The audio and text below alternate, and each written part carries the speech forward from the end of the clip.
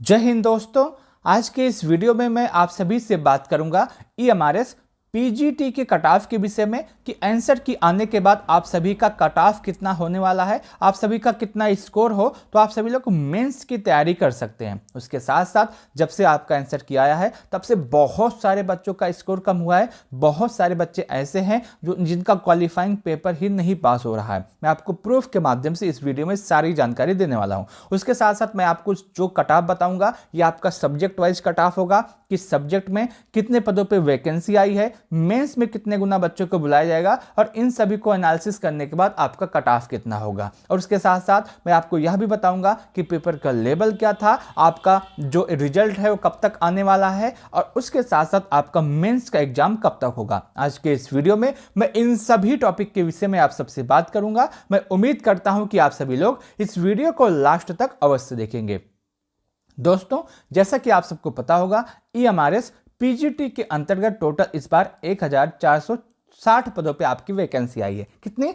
1460। और बहुत सारे बच्चों के मन में यह भी सवाल था कि मेंस में कितने गुना बच्चों को बुलाया जाएगा। तो आपकी जो टोटल वैकेंसी है उसका 10 गुना बच्चों को मेंस में बुलाया जाएगा, यानी कि 14,600 बच्चों को मेंस में बुलाया जाएगा। आप यहाँ पे अपने पीजीटी का कट ऑफ देख सकते हैं। ये जो आपकी ऑफिशियल नोटिस आई है वहां से लिया गया है। पदों की संख्या आपकी कितनी है? 1460। मेंस में कितना बुलाया जाएगा?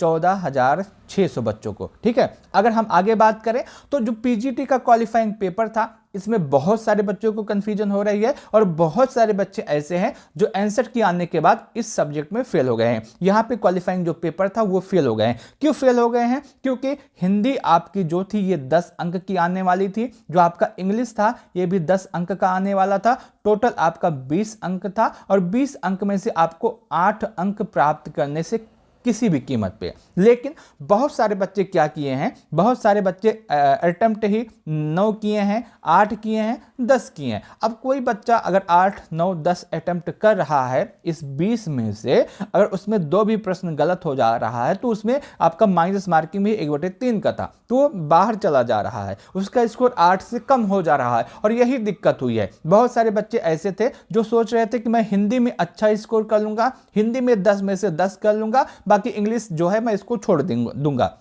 लेकिन क्या दिक्कत हुई? अब हिंदी में 10 तो पूरा अटेम्प्ट किए, लेकिन उनमें से किसी का 8 ही सही हो रहा है, किसी का 7 ही सही हो रहा है। अब 8 अगर आपका सही हो रहा है तो दो जो सवाल गलत हुए हैं उसमें भी आपका माइनस मार्किंग लगेगा और माइनस मार्किंग लगने के बाद उनका स्कोर 8 से कम हो जा रहा है। इसी वजह से बहुत सारे बच्चे जो क्वालिफाइंग पेपर था इसमें फेल हो रहे हैं।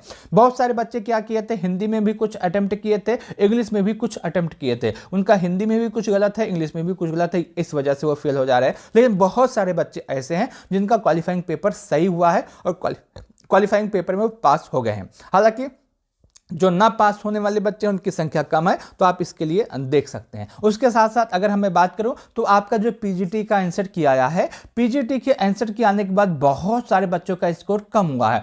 कोई कह रहा था कि मेरा 75 स्कोर बन रहा है, मेरा 80 स्कोर बन रहा है, मेरा 90 स्कोर बन रहा है आंसर की आने के पहले। लेकिन आंसर की जब से आया है उनका स्कोर 55 से लेकर के 60 के आसपास आ गया है। अब वही कह रहे हैं कि मेरा स्कोर 55 से 60 के आसपास है। ठीक है, तो आप ये भी बात मान के चलिएगा। अगर हम बात करें आपके एग्जाम के लेवल की, तो आपका जो एग्जाम का लेवल है ये आपका मॉडरेट टू हार्ड आया है। आप इस बात से भी सहमत कर सकते हैं क्योंकि जो इसमें जनरल अवेयरनेस था ये भी अच्छे लेवल का पूछा गया था। सभी बच्चे इसमें पूरा अटेम्प्ट नहीं किया है। अगर हम बात करें रीजनिंग के विषय में तो इसमें भी टाइम टेकिंग था। आईसीटी थोड़ी सी आसान आई थी। टीचिंग एप्टीट्यूड बहुत ही अच्छे लेवल का आया था और उसके बाद आपका जो एनईपी था वो भी बहुत अच्छे लेवल का था। ये आपका पूरा पेपर का कट ऑफ है। अगर मैं ओवरऑल बात करूं तो आपके एग्जाम का लेवल ये मॉडरेट टू हार्ड आया था। अगर मैं कट ऑफ के विषय में बात करूं कि सब्जेक्ट वाइज आपका कट ऑफ कितना हो सकता है, किस सब्जेक्ट में कितने बच्चे पास हो रहे हैं मेंस के लिए और उसमें आपका कट ऑफ क्या होगा। सबसे पहले आपका सब्जेक्ट आता है इंग्लिश।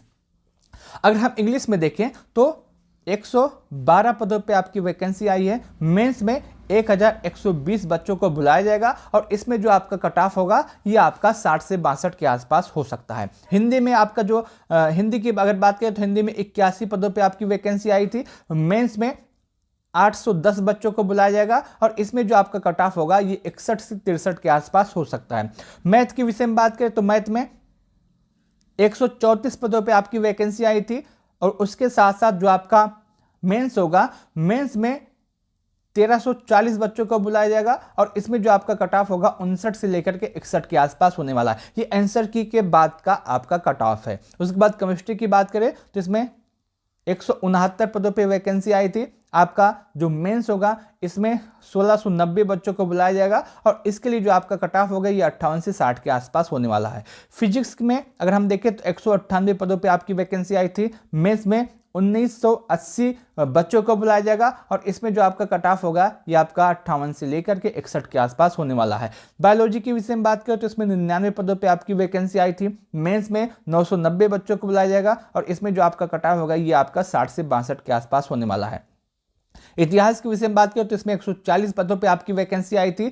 1400 बच्चों को बुलाया जाएगा मेंस के लिए और इसमें जो आपका कट ऑफ होगा ये आपका 58 से 62 के आसपास हो सकता है। ज्योग्राफी में 98 पदों पे आपकी वैकेंसी आई थी और इसमें 980 बच्चों को बुलाया जाएगा मेंस के लिए और आपका जो कट ऑफ होगा ये आपका 61 से 63 के आसपास होने वाला है। अगर हम कॉमर्स की बात करें तो 120 पदों पे आपकी वैकेंसी आई है। 1200 बच्चों को मेंस में बुलाया जाएगा और इसमें जो आपका कट ऑफ होगा ये 59 से लेकर के 63 के आसपास होने वाला है। इसके बाद आपका आता है इकोनॉमिक्स। इकोनॉमिक्स में 155 पदों पे आपकी वैकेंसी आई थी। मेंस में 1550 बच्चों को बुलाया जाएगा और इसमें जो आपका कट ऑफ होगा ये 57 से लेकर के 60 के आसपास होने वाला है। कंप्यूटर साइंस में 154 पदों पे आपकी वैकेंसी आई है। मेंस में 1540 बच्चों को बुलाया जाएगा और इसमें जो आपका कट ऑफ होगा ये आपका 58 से 60 के आसपास होने वाला है। ये आपका पूरा सब्जेक्ट वाइज कट ऑफ है, आप इसको देख सकते हैं। अगर आपको ना समझ में आया है तो आप कमेंट के माध्यम से पूछ सकते हैं, मैं आपको बताने का प्रयास करूंगा। आप कमेंट कैसे करेंगे? मान लेते हैं कि आपका सब्जेक्ट हिंदी है। क्या है?